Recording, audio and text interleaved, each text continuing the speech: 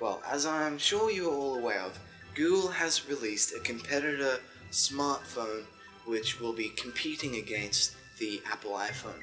Now this phone is referred to as the Nexus One.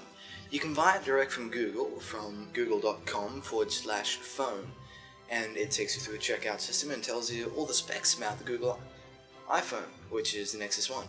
Now the Nexus One is built on the Google's Android operating system. Now Android is basically a Linux operating system for a phone, and it allows all developers to take advantage of the full features of the phone, such as the camera, the phone functionality, the calendar, whereas other applications of phones purely rely on just what the application can do. Now the Nexus One is not cheap. There is the full model, which costs about $1,000 on eBay, because it's not currently available in Australia. I hope that Google does release it very shortly, because I tell you what, there's a lot of people in Australia who would much rather a Google iPhone. For people like me who like to support open source programs, I would highly recommend the Google Nexus One.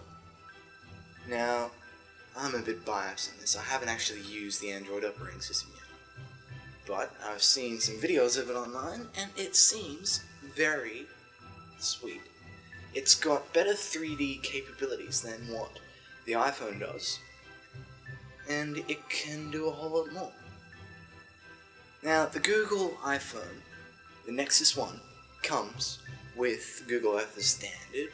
You can install applications from Google's large repository of applications. You can also add music to it, put up to 32 gigabytes of storage on it. Now, what other phone has that capability with a large 3.5-inch screen? It's also got a scroll wheel. It's very handy. Whereas the iPhone, it just has your 2 fingers. That fails, what do? Well, has a scroll wheel. Works very well. Well, thanks for listening about this rant for the Google Nexus One. Hope that you'll buy one. As soon as I buy one, I'll be posting a video about it. And as you may have noticed, there's this image playing in the background here.